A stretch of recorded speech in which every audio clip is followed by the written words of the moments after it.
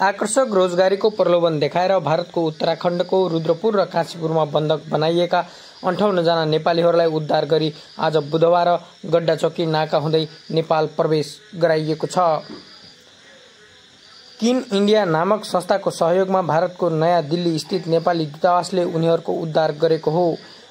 उद्धार गरिएकाहरू कञ्चनपुरमा रहेका छन्। यी विभिन्न जिल्लाका गरेर 58 जना रहेका हुन्।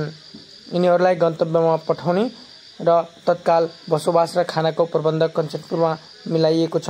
काशीपुरबाट 35 जना र रुद्रपुरबाट 22 जना र एक अर्का गरी 58 जना रहेका थिए। आकर्षक रोजगार दिने भन्दै रकम समेत असुले पनि काशीपुर र रुद्रपुरमा उनीहरूलाई बन्धक बनाएर राखिएको पीडितहरूले बताएका छन्। बन्धक भएकाहरू नेपाली सीमा नाकामा पुगेपछि यसरी नारा लगाउँदै खुसी भएका छन्।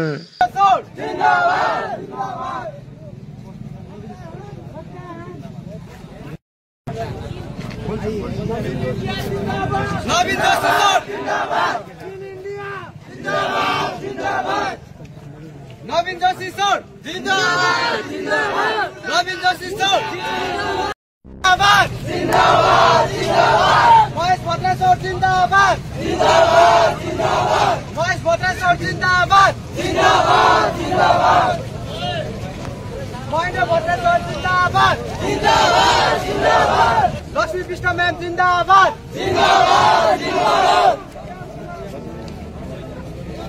वीरेंद्र साई को फांसी दो फांसी दो फांसी दो वीरेंद्र साई को फांसी दो फांसी दो फांसी दो वीरेंद्र साई को फांसी दो फांसी दो फांसी दो